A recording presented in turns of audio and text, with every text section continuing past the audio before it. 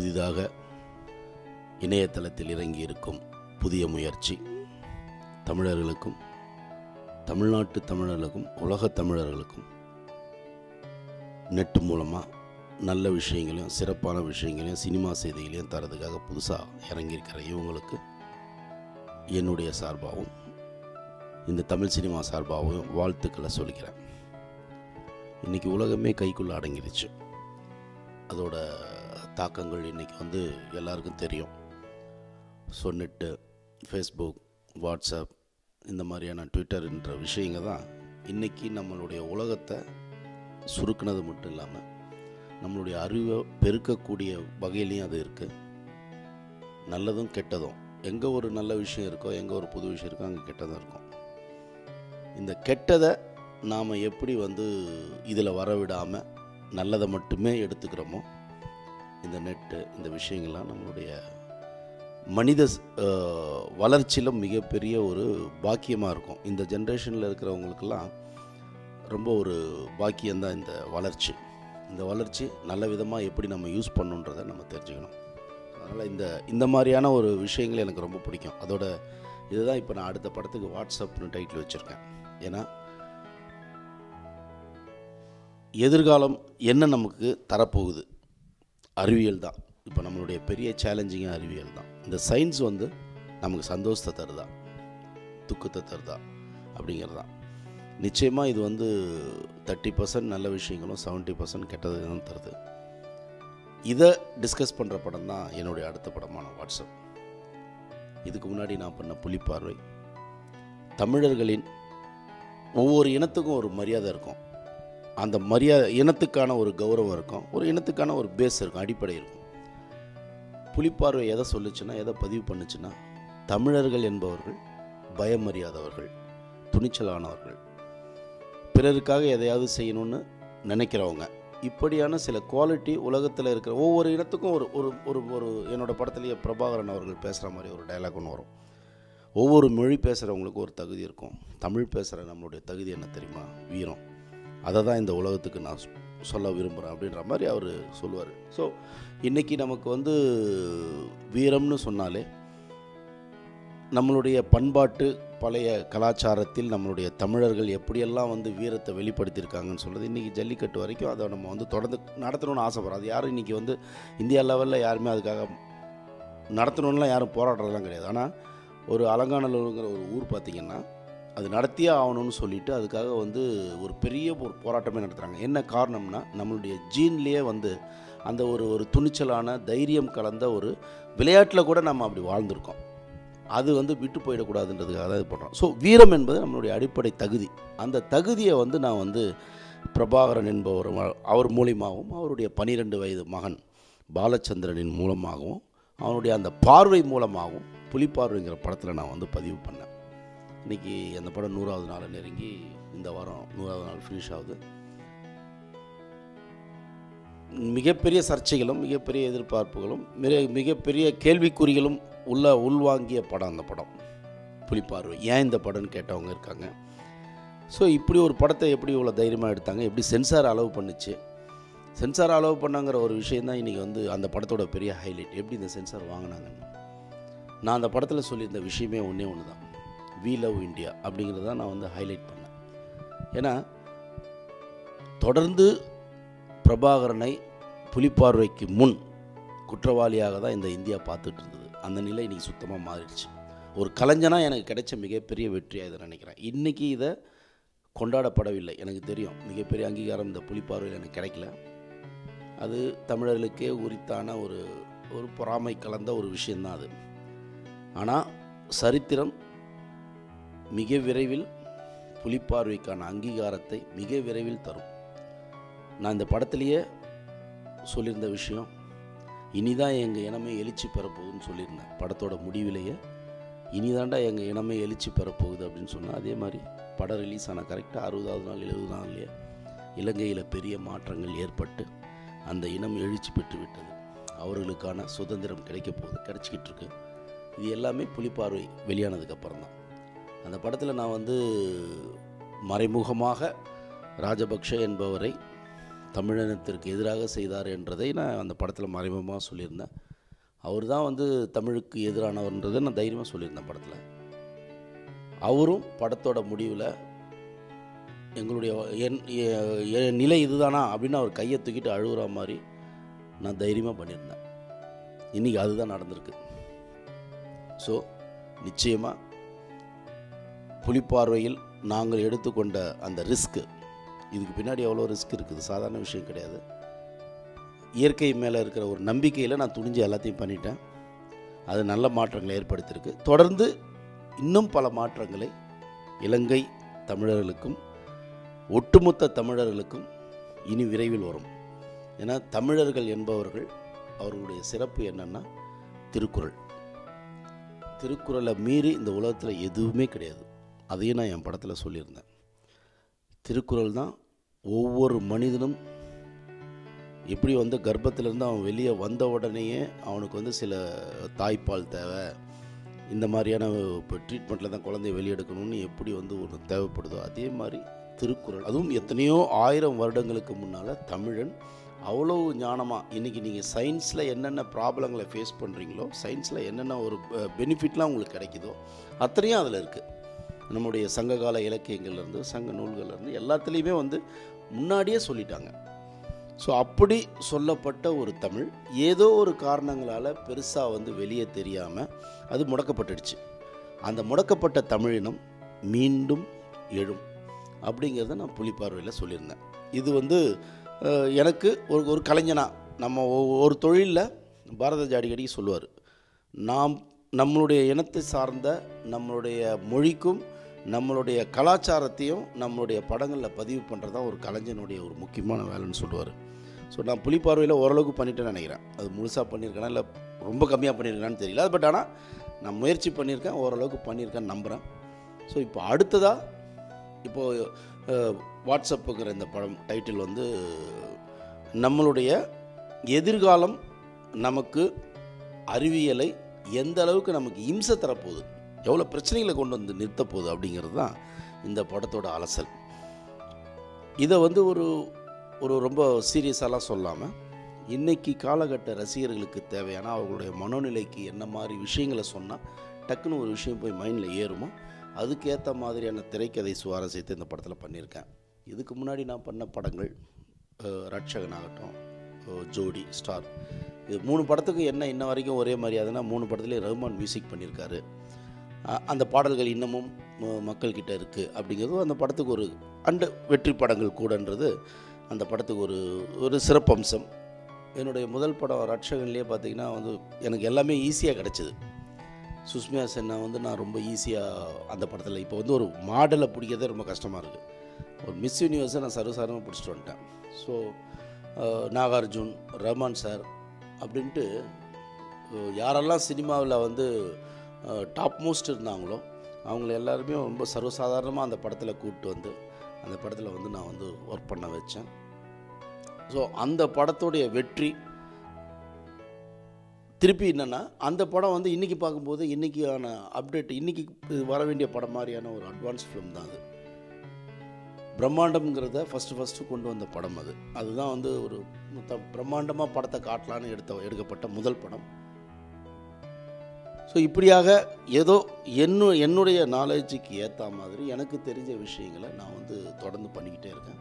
இனிமேல் நம் சினிமாக்கள் தியேட்டர் கிடையாது, ஒயிட் ஸ்க்ரீன் கிடையாது, பிக் ஸ்க்ரீன் கிடையாது, நம்மளுடைய மொபைல், நம்மளுடைய நெட்டு, இதுதான் இனி உலகம். இதுகளுக்கு இந்த ரசிகர்களுக்கு ஏற்ற மாதிரியான மனோநிலை என்னன்றதை நம்ம தெரிஞ்சுக்கிட்டு வேகம், இதை யூஸ் பண்ணுறவங்கலாம் எப்போவுமே ஸ்பீடு தான் இருப்பாங்க. ஸோ அந்த ஸ்பீடுக்கு நம்மளை வளர்த்துக்கிட்டு இந்த டெக்னாலஜிக்கு இந்த இடங்களில் தான் நம்ம ரிலீஸ் சென்டர். இனி ரிலீஸ் சென்டர் வந்து தியேட்டர் கிடையாது. இன்னும் ஒரு 5 வருஷமா 10 வருஷமா இல்லை 2 வருஷம் கூட ஆகலாம். ஏன்னா ஓடிக்கிட்டு இருக்குது சயின்ஸு. இந்த சயின்ஸில் எப்போ வேணால் அந்த மாற்றம் ஏற்படும். மாற்றம் ஏற்பட்டு திரைப்படம் அழிவுன்றதே கிடையாது. இதோட பெரிய இன்கம் வர பெரிய சோர்ஸ்லாம் வந்தாச்சு. ஆனால் அந்த சோர்ஸை நம்ம அனுபவிக்க முடியாத பிரச்சனையில் உட்காந்துருக்கோம். எனக்கு இப்போ யூஎஸ்லேருந்து ஒருத்தர் சொன்னார், 8 மணி நேரம் ஃப்ளைட்டு டிலே, எனக்கு படம் வந்து பார்க்கணுன்னு ஆசையாக இருந்தது, தமிழ் படம். ஆனால் எந்த படத்தை போய் எந்த சைட்டில் போய் பார்த்து பணம் கட்டி அவருக்கு ஃப்ரீயாக பார்க்க விருப்பம் இல்லை அவருக்கு. பணம் கட்டி பார்க்குறதுன்னு எனக்கு தெரியல அப்படின்னு சொன்னார். ஸோ நம்ம அந்த இதை இன்னும் ஏற்படுத்தாமல் இருக்கோம். கமலஹாசன் விஸ்வரூபத்தில் அதை முயற்சி பண்ணார். எதிர்பாராத விதமாக அதை வந்து தடுத்துட்டாங்க. அது ஒரு வேளை அது வந்து நடத்தப்பட்டிருந்தால் இன்றைக்கி தமிழ் ப்ரொடியூசரில் நிறைய பேர் வந்து கஷ்டப்பட்டு படம் எடுத்துகிட்டு நாங்கள் வந்து தெருவில் நிற்கிறோம், வீதியில் நிற்கிறோம், சாப்பாட்டுக்கு இல்லாமல் நிற்கிறோங்கிற அந்த மாதிரியான நெகட்டிவ் கமெண்ட்ஸுங்கெல்லாம் தடுக்கப்பட்டிருக்கோம். ஆனால் நிச்சயம் தடுக்கப்படும். இந்த சயின்ஸை, இந்த வளர்ச்சியை நாம் நல்லா புரிஞ்சிக்கிட்டு அந்த இடத்துக்கு நம்ம வியாபாரத்தை எப்படி கொண்டு போய் சேர்க்கறதுன்றத நம்ம செய்யணும். செஞ்சிட்டோம்னா இந்த நெட் ஃபார் யூ மாதிரியான புது என்டர்டெயின்மெண்ட் இது வெறும் சோஷியல் மீடியாவை மட்டும் இல்லாமல் தமிழர்களுக்கும் இந்திய சினிமாக்களும் சம்பாரித்து கொடுக்குற ஒரு இடமா இது மாறும், ஒரு தளமாக மாறும். அந்த தளத்தில் அந்த இணைந்திருப்போம். அந்த ஒரு தளம் விரைவில் தமிழகத்துக்கு ஓப்பன் ஆகும். அதோடு நாம் இணையதளத்தில் இணைந்திருப்பது போல் இதிலும் நாம் இணைந்திருப்போம் என சொல்லி வாழ்த்துகிறேன். காந்தி, என்னோடய ஒரிஜினல் நேம் வந்து காந்தி. அக்டோபர் 1 பிறந்ததுனால காந்தின்ற பேரை எனக்கு வச்சுருந்தாங்க. காந்திக்கும் சினிமாவுக்கும் சம்மந்தமே கிடையாது. ஆனால் சம்மந்தமே இல்லாமல் நமக்கு அது ஒரு பெரிய பத்திக்கிட்டு ஏறிய ஆரம்பிச்சிச்சு. ரொம்ப சின்ன வயசுலேயே சினிமா மோகம் வந்துருச்சு. இன்றைக்கி இருக்கிற பசங்களுக்கான பெரிய அட்வான்டேஜ் என்னென்னா சினிமா அவர்கள் கைக்கு வந்துருச்சு. நாங்கள்லாம் என்னுடைய வயசு, நான் சின்ன வயசில் இருக்கும்போதெல்லாம் நாங்கள் தேட்டருக்கு ஓடி போய் அதுவும் variety of film, good film பார்க்குறதெல்லாம் ரொம்ப கஷ்டம். அப்போ வந்து ஃபெஸ்டிவலில் போய் படம் பார்க்குறான்னாலே அவனை ஒரு பெரிய புத்திசாலியாகவும் ஒரு வட்டமாகவும் பார்க்குற ஒரு காலகட்டம். இன்றைக்கி அப்படி கிடையாது. எல்லாமே நம்ம வந்து எந்த மொழி படமாக இருந்தாலும் அதை வந்து நம்ம டவுன்லோட் பண்ணி பார்த்துக்கலாம், நம்மளுடைய அறிவை வளர்த்துக்கலாம். ஸோ அன்றைக்கி நாங்கள் சினிமாவுக்கு வரும்போது எல்லாமே சேலஞ்சிங். சினிமாக்குள்ளே நுழையிறது சேலஞ்சிங். சினிமாவை பற்றி பேசுகிறதே அப்போ வந்து ரொம்ப கஷ்டம். ஏன்னா வீட்டில் அலோவ் பண்ண மாட்டாங்க. இன்றைக்கி வந்து பேரண்ட்ஸுங்களே வந்து என் பிள்ளைய நான் வந்து சினிமாவில் இதுக்கு அனுப்பலான் இருக்கேன். அந்த அளவுக்கு சினிமா மீதான வந்து ஒரு நல்ல பார்வை வந்து இன்றைக்கி வந்து மக்கள்கிட்ட திரும்பிடுச்சு. நான் சினிமாவுக்கு வரும்போது சினிமாங்கிறது வந்து ஒரு என்ன சொல்கிறது, கூத்தாடிங்களோட இது, அது ஒரு தேவையில்லாத வேலைன்ற மாதிரியே ஒரு எண்ணம் இருந்தது. ஸோ அந்த காலகட்டங்களில் சினிமாவை தேடி போய் பார்த்து சினிமாவுக்கான அடிப்படை தகுதி வந்து நமக்கு என்னன்றதை நம்ம சினிமாக்குள்ளே நுழைஞ்சதுக்கப்புறம் தான் தெரிஞ்சது. வெறும் பார்த்து வளர்த்துக்கிட்ட சினிமா இல்லை. இங்கே சினிமாவுக்கு வந்ததுக்கப்புறம் நாம் இந்த சினிமாக்காக நம்மளை நிறைய வளர்த்துக்கணும் அப்படிங்கிறத தெரிய ஆரம்பிச்சது. அது ஒரு காலகட்டம். ஸோ நான் படித்தது வந்து இங்கே மெட்ராஸ். என்னுடைய மார்ன் பிராட்டப் சென்னை தான். சென்னை பச்சைப்பாஸில் தான் நான் படித்தேன். ஸ்கூலில், காலேஜ் போல் ஸ்கூலில் தான் பாரிஸில் இருக்குது பச்சைப்பாஸ் ஸ்கூல்னு ஒரு ஸ்கூல் இருக்குது. அதில் நான் படிச்சுட்டு ரொம்ப யங்கேஜ்லேயே நான் வந்து சினிமாக்குள்ளே வந்ததுனால காலேஜ் வந்து நான் வந்து இதுக்கு போய் பண்ணல, போஸ்ட்டில் தான் பண்ணேன். ஸோ வந்த உடனே எனக்கு எல்லாமே ஈஸியாக கிடச்சிது. வந்த 2வது மாதத்துலேயே நான் அசிஸ்டன்ட் டைரக்டர் ஆகிட்டேன். ஒரு 6 மாதத்துலேயே அசோசியேட் டைரக்டர் ஆகிட்டேன். பிரியதர்ஷன் சார்கிட்ட கோபுரவாசலில் ஒர்க் பண்ணேன், அசோசியேட் டைரக்டர் ஒர்க் பண்ணேன். ஸோ அந்த ஒரு படம் ஒர்க் பண்ணி முடித்த உடனே அவரே, நான் ஒர்க் பண்ண அந்த குரு பிரியதர்ஷன் சார் அவர்களே வந்து நீ டைரக்ட் பண்ண நீ அப்படின்னாரு. ஸோ அவர் சொன்ன அந்த நம்பிக்கை, ஏன்னா அப்போ அவர் வந்து ரொம்ப பெரிய டைரக்டர், ஸ்டில் அவர் தான் பெரிய டைரக்டர் இந்தியில். ஸோ அவர் சொன்ன உடனே ஒரு கான்ஃபிடென்ட் வந்தது எனக்கு. கதைகளை எழுத ஆரம்பித்தேன். அந்த கதைகளை போய் நிறைய இடங்களில் சொல்ல ஆரம்பித்தேன். அப்போ வந்து கொஞ்சம் வில்லேஜ் கைண்ட் ஆஃப் ஸ்கிரிப்டு இதெல்லாம் நல்லாயிருக்குன்னு சொல்லுவாங்க. அதுக்கேற்ற மாதிரி எழுதி போய் நிறைய கம்பெனிகளில் ட்ரை பண்ணோம். அப்போது சரத்குமாருக்கு கதை சொல்லி ஓகே பண்ணியிருந்தேன், கார்த்திக்கு கதை சொல்லி ஓகே பண்ணியிருந்தேன். அதில் சரத்குமார் சார் வந்து எனக்கு குஞ்சுமோன் சார்கிட்ட இன்ட்ரடியூஸ் பண்ணார். மதர் இண்டியான்னு ஒரு கதை சொன்னேன் அவருக்கு. அந்த கதை தான் வந்து ஃபஸ்ட்டு நான் வந்து குஞ்சுமோன் சார்கிட்ட சொல்கிறதுக்காக போனோம். இப்போ குஞ்சுமோன் சார் வந்து அப்போது சங்கர் கூட சண்டை போட்டு யார் அடுத்த டைரக்டர் அந்த மாதிரியான ஒரு இதில் இருந்து எக்ஸ்பெக்ட் பண்ணிகிட்டு இருக்கும்போது நான் போய் சொன்னேன். பட் அது சரியாக அமையல. அப்புறம் பிரியதர்ஷன் சார்கிட்ட போய், சார் இந்த மாதிரி நான் குஞ்சுமோன் சார்கிட்ட ட்ரை பண்ணுறேன், கொஞ்சம் நீங்கள் வந்து சொல்லுங்கள் அப்படின்னோடனே உடனே கார் ஏறி வந்தார். உடனே வந்து என்னோட பெஸ்ட்டு படம் எடுப்பாப்பில் நீங்கள் கொடுங்க அப்படின்னாரு. எந்த நம்பிக்கையில் அவர் சொன்னார்னு தெரியல. இன்ன வரைக்கும் அது எனக்கு எதிரொலிச்சிட்டே இருக்குது. இவ்வளோ நம்பிக்கை நம்ம மேலே வச்சுருக்காரு, நம்ம இன்னும் சரியாக எடுத்துருக்கோமா பண்ணியிருக்கோமான்னு இன்னும் பயமாக இருக்குது. அவரை பார்க்குறதே எனக்கு பயமாக இருக்குது. அவரோட நம்பிக்கையை நம்ம இன்னும் ஃபுல்ஃபில் பண்ணலையோன்னு. ஸோ அதே மாதிரி அந்த படம் ஆரம்பித்து அது அந்த ஒரு அவர் சொன்ன வேர்டால் தான் ரட்சகன் எனக்கு கிடச்சிது. ரட்சகனுக்கு அப்புறம் ரட்சகன் படம் பார்த்ததுக்கப்புறம் வைரமுத்து, பாரதி ராஜா, ஈவன் ரஜினிகாந்த் சார் எல்லாருமே படம் பார்த்துட்டு ரொம்ப அப்ரிஷியேட் பண்ணாங்க. ஒரு அடுத்த தளத்துக்கான படம் அப்படின்னு. ஏன்னா டெக்னிக்கலாக வெரி ஸ்ட்ராங் ஃபிலிம். அதாவது இன்றைக்கி பிரம்மாண்டம்னு எல்லா ஒரு விஷயத்தையும் பிரம்மாண்டமாகவும் ஃபாஸ்ட்டாக சொல்கிறது அந்த படத்தில் இருக்கும். எதுலேயுமே லேக் இருக்காது. லவ் சீன் ஆகட்டும், எந்த ஒரு எமோஷன்ஸுமே ஒரு இங்கிலீஷ் பட ஸ்டைலில் இருக்கும். ஸோ அதை பார்த்துட்டு அவங்க கரெக்டாக அப்போ அனலைஸ் பண்ணிட்டாங்க. ஆனால் அப்போ இருந்த ரசிகர்களுக்கு அந்த ஃபாஸ்ட் இல்லை. ஒரு பாரதி ராஜா அனலைஸ் பண்ணி சொல்லி தெரிஞ்சுக்கிற அளவுக்கு அப்போ இருக்கிற ரசிகர்களுக்கு வந்து அது இல்லை. ஸோ லேட்டரான் அந்த படத்தோட மரியாதை கூடிச்சு. ரஹ்மான் சாருக்கு ரொம்ப பிடித்த படம் அது. ஸோ அவரோட சப்போர்ட்டில் நான் தொடர்ந்து ஜோடி ஸ்டார்லாம் பண்ணேன். இதுக்கிடையில் கொஞ்சம் நடிக்கணுங்கிற ஒரு அடிப்படையில் நடிக்கணுங்கிறது எப்போவுமே சினிமாவுக்கு வந்தாலே சினிமாவுக்கு வரணுங்கிற எல்லாருக்குமே வந்து நடிக்கணுங்கிற ஒரு எண்ணம் இருக்கும். அதை நம்ம வேணான்னு சொல்லிவிட்டு உள்ளே அமைக்க வச்சா கூட சில ஈகோ கிளாஷில் அதை உசுப்பி விட்டுருவாங்க. இன்றைக்கி நீங்கள் சேரன் ஆகட்டும், விஜய் சூர்யா ஆகட்டும், எல்லோரும் நடிக்க வந்திருக்காங்கன்னா அதுக்கு பின்னாடி யாரோ அவங்கள அவமானப்படுத்தினது இருக்கும். அதாவது நல்லா வந்ததுக்கப்புறமும் யாரோ உரசி பார்த்துருப்பாங்க. அந்த மாதிரி நமக்கும் ஒரு சில சம்பவங்கள் நடந்ததுனால நடித்தே ஆகணுன்ட்டு துள்ளல்னு ஒரு படத்தில் வந்து நான் ஹீரோவாக பண்ணேன். கூட விவேக்கோட காமெடி அந்த படத்தில் ரொம்ப பெருசாக பேசப்பட்டுச்சு. அந்த படம் முடித்ததுக்கப்புறம் ஆட் ஃபிலிம்ஸ் நிறைய பண்ணுறதுக்கான ஆப்பர்ச்சுனிட்டி எனக்கு நிறைய வந்துச்சு. ஸோ லலிதா ஜுவல்லரி, ஒரு 4-5 கம்பெனிஸ் பிராண்டுக்கு வந்து ரெகுலராக நான் வந்து பண்ணிக்கிட்டு இருந்தேன், ஆட் ஃபிலிம்ஸ் பண்ணிகிட்டு இருந்தேன். ஸோ அதில் கொஞ்சம் ட்ராவல் போயிட்டு இருக்கும்போது தான் எஸ்ஆர்எம் பச்சமுத்து சாரோட, வேந்தர் சாரோட பழக்கம் ஏற்பட்டுச்சு, பழக்கமும் நெருக்கமும் ஏற்பட்டுச்சு. ஸோ அவர் வந்து இந்த இலங்கை தமிழர்களுக்கு நம்ம ஏதாவது செய்யணுங்கிற ஒரு எண்ணம் அவருக்குள்ளே இருந்தது. அப்போ தான் இந்த பிரபாகரன் மகனுடைய சுட்டுக் கொல்லப்பட்ட அந்த ஃபோட்டோ வந்து ரிலீஸ் ஆச்சு. அது எல்லாரையும் பதக்க வச்சுது.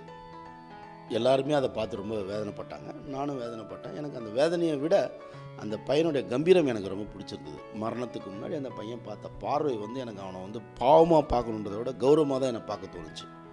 ஸோ இப்படிப்பட்ட பையன் எப்படி வளர்ந்துருப்பான், எப்படிப்பட்ட ஃபீடிங் அவனுக்கு கிடச்சிருக்கோம், எவ்வளோ தைரியம் வந்து அவனுக்குள்ளே இருந்திருக்கோம் அப்படிங்கிறதுல ஒரு ஒரு ஒரு திரைக்கதை எழுத ஆரம்பித்து அதை போய் அவர்கிட்ட சொன்னேன். அவரும் அந்த பையன் மேலே பரிதாபப்பட்டு, ஏன்னா அவருக்கு ஒரு பேரன், அதே மாதிரி ஒரு பேரன் இருக்கா மாதிரி அவர் ஒரு ஃபீல் பண்ணிட்டார் போடுறது. உடனே அதை ப்ரொசீட் பண்ணுங்க அப்படின்னு சொன்னாங்க. சொல்லிவிட்டு அவரே ஒரு பாட்டு எழுதினார் அந்த படத்தில். நீ பார்த்த புலிப்பார்வை வருங்கால வரலாறுன்ட்டு நக்கீரனில் கூட ஒரு புக்கு போட்டாங்க. நிறைய பேர் அந்த நேரத்தில் ஈவன் கலைஞர்லேருந்து நிறைய பேர் அதை பற்றின புக்கு எழுதியிருந்தாங்க. அதில் பாரிவேந்தர் ஐயாவும் ஒரு பாட்டு எழுதியிருந்தாங்க. அதை நான் இந்த படத்தில் பாட்டாகவே யூஸ் பண்ணியிருக்கேன். புலிப்பார்வையில் அந்த பையன் சுட்டு கொண்டதுக்கப்புறம், இராணுவம் சுட்டு கொண்டதுக்கப்புறம் அந்த பையனை டெட் பாடியாக எடுத்துகிட்டு போகிறாங்க, மிலிட்ரி வண்டியில் எடுத்துகிட்டு போகிறாங்க. போகும்போது இந்த பாட்டு பேக்ரவுண்டில் வரும், நீ பார்த்த புலிப்பார்வை வருங்கால வரலாறுன்னு. ஸோ அப்படியாக ஒரு என்ன சொல்கிறது, எல்லாருக்கும் சினிமாவில் நம்ம எதையோ ஒன்று செய்யணும், இப்படி பண்ணணும் அப்படி பண்ணணுன்ட்டு ஒவ்வொருத்தருக்கும் ஒவ்வொரு ஆசைகள் இருக்கும். அந்த ஆசைகளோட வீரியம் அது எவ்வளோ ஸ்ட்ராங்காக இருக்குது, எவ்வளோ வந்து நம்பிக்கையாக இருக்குது அப்படிங்கிறத வச்சு தான் அவர்களுடைய வாழ்க்கை அமையுது, அவர்களுடைய கதவுகள் திறக்குது. ஸோ எனக்கு சின்ன வயசில் இருந்த ஆசை வந்து ரொம்ப வந்து முரட்டுத்தனமாக இருந்திருக்கு. அதனால தான் எல்லாமே வந்து எனக்கு ஈஸியாக கிடச்சிருக்கு. வருங்கால சினிமாவுக்கு வர இளைஞர்கள் வெறும் ஆசையாக மட்டும் அதை வச்சுக்காமல் அதை வந்து ஒரு ஒரு தவமாக மாற்றணும். எந்த ஒரு விஷயமும் தவமாக மாறும்போது அது ஈஸியாக கிடச்சிரும். என்னுடைய இந்த படங்கள் இதுவரைக்கும் நான் செஞ்சது, நான் கற்றுக்கிட்டது, இன்னும் நான் வந்து சினிமாவில் பதிவு செய்யணும்னு நினைக்கிறது எல்லாமே ஒன்று தான். நம்மளுடைய அனுபவம் வேறு யாருக்கும் கிடைக்காத ஒரு நம்ம ப்ரொஃபஷனலில் கிடச்சிருக்கு. என்னென்னா, எல்லா தனிப்பட்ட மனிதனுடைய மனசில் தான் அவனுடைய வாழ்க்கையோட பதிவு இருக்கும். நான் இதெல்லாம் பண்ணேன், சின்ன வயசில் ஓடினேன், ஓடி அந்த இதை அதை பண்ணன்ட்டு அவன் வாழ்க்கையில் நிறைய பதிவுகள் அவனுக்குள்ளே தான் இருக்கும். அதை வெளியே யாரும் பார்க்க முடியாது. ஆனால் சினிமாக்காரன் ஒருத்தனுக்கு தான் அவனுடைய வாழ்க்கையையே அவன் ஆசைப்பட்டு அவன் மனசுக்குள்ளே இருந்த எல்லா விஷயத்தையும் பதிவு பண்ணி, அவன் போனதுக்கப்புறமும் அவனுடைய மனசுக்குள்ளே இருந்த ஆசை உலகம் பார்த்துக்கிட்டே இருக்கும். வேறு எந்த ஒரு ப்ரொஃபஷனுக்கும் கிடைக்காத ஒரு ஒரு பாக்கியம் இந்த கலைத்துறைக்கு கிடச்சிருக்கு. கிரியேட்டர்ஸுக்கு கிடச்சிருக்கு. ஸோ நாம் நல்ல விஷயங்களை இந்த சினிமா மூலயமா சொல்லிட்டு போனோம்னா, இந்த சினிமா எப்படி திருக்குறள் இத்தனை வருஷத்துக்கு அப்புறமும் நாம் வந்து அவரை வந்து கௌரவப்படுத்தி அவர் மேலே ஒரு ஒரு எங்கேயோ இருக்கிற ஒரு தருண் விஜய் அப்படிங்கிற ஒரு நார்த் இந்தியன் எம்பி வந்து ஒரு திருக்குறள் மேலே ஒரு பற்றுதலாகி அவரை யாரும் ஃபோர்ஸ் பண்ணல, நீங்கள் பண்ணுங்கன்னு சொல்லிட்டு. அதுலேயும் ஒரு அரசியல்ன்றாங்க, அதெல்லாம் ஒன்றும் கிடையாது. ஏன் அரசியல் பட்டதுக்கு வேறு எதுவுமே இல்லையா? ஓட்டு வாங்குறதுக்கு திருக்குறளை கொண்டு வந்து தான் அதை சொல்லி தான் ஓட்டு வாங்கணுமா? அப்படிலாம் ஒன்றும் கிடையாது. அவர் அந்த திருக்குறள் மேலே வந்த ஈர்ப்பு அது படிச்சிருக்காங்க. ஸோ அந்த மாதிரி ஆத்மார்த்தமாக செய்யப்பட்ட விஷயங்கள் அது இயற்கை வந்து உள்வாங்கிக்கும். அந்தந்த நேரத்துக்கு அந்தந்த ஆளை அனுப்பும். இயற்கையோட வேலை அது. தருண் விஜய் ஆப்ரேட் பண்ணுறது அரசியல் கிடையாது, ஆத்மா, இயற்கை. அதுதான் வந்து அவர் மைண்டில் போய் உட்காந்து நீ பண்ணணும். இந்த மாதிரி இன்னும் நிறைய பேர் கிளம்புவானுங்க திருக்குறளோட வேல்யூ தெரிஞ்சுக்கிட்டு. திடீர்னு பார்த்தா அமெரிக்காவிலேருந்து 10 பேர் கிளம்பி வருவாங்க. இது எல்லாமே அந்த ஆத்மார்த்தமாக அந்த திருவள்ளுவர் என்ற அந்த அந்த அந்த புனிதமானவர் செய்த ஒரு டெடிகேஷன். அந்த டெடிகேஷனுக்கான மரியாதை. அந்த மாதிரி நாம் செய்கிற இந்த கலையும் ஒரு அதை வந்து அஃப்கோர்ஸ் நமக்கு வி நீட் மணி, நமக்கு இதில் நிறைய விஷயங்கள் வேணும். இருந்தாலும் இதையெல்லாம் மீறி நாம் செய்கிற இந்த விஷயங்கள் எதிர்காலத்தில் அது ஒரு நாம் விதைச்சிட்டு போன ஒரு அருமையான வந்து ஒரு மரமாகவும் நல்ல விஷயங்களாகவும் அது இருந்ததுன்னா கலைஞராகிய நமக்கு ஒரு பெருமை.